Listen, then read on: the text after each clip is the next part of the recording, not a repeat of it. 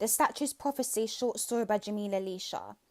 A woman with black curly hair and coal black eyes holds hands with her lover. His golden brown eyes and his deep brown hair enlarge at the mysterious movement of the statue. A voice was heard.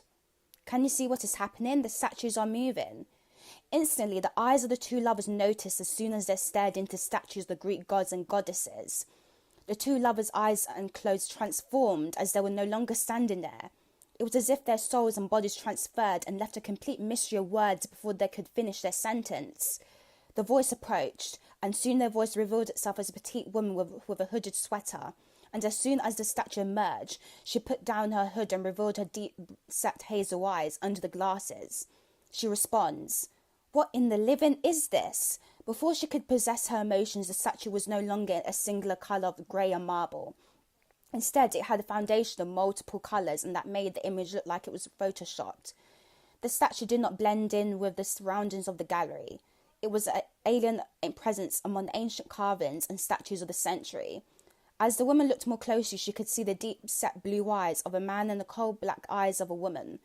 The blueness of his eyes made the statue look abstract, and the more she looked at it, the more she realised the uniqueness behind the statue. She spoke through her mobile and said, "Reporter for Mary's Gate Gallery in the downtown Washington, D.C., is a statue that appears to be misplaced and shaped." The woman, who was named Celine Williams, aged 38, on the south side of Washington, D.C. She was a spy journalist reporting missing statues and sculptures in galleries across the world. Far away from the absence of Washington, D.C., a gallery is a man and a woman sitting among the hills of an ancient tower.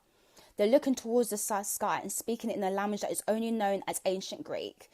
They cannot recall their existence on earth as a couple. They only remember their relationship in this life and not their previous life.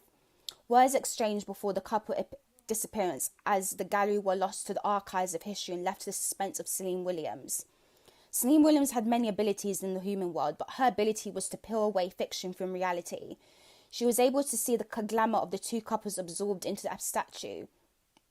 Celine tilted her head slightly. "Yes, you can hear me. You can always. That's the part of the prophecy." She stepped back, examining all four of them as though they were puzzled she was already solved. "Two couples," she said, "bound by love, by fracture, by things you refuse to say out loud." Her gaze flickered to a mirror, doubt, then to Kai, deflection, to Leela, longing, and finally to Fiho, fear, and the air around her shimmered again, and suddenly the gallery returned, but not quite.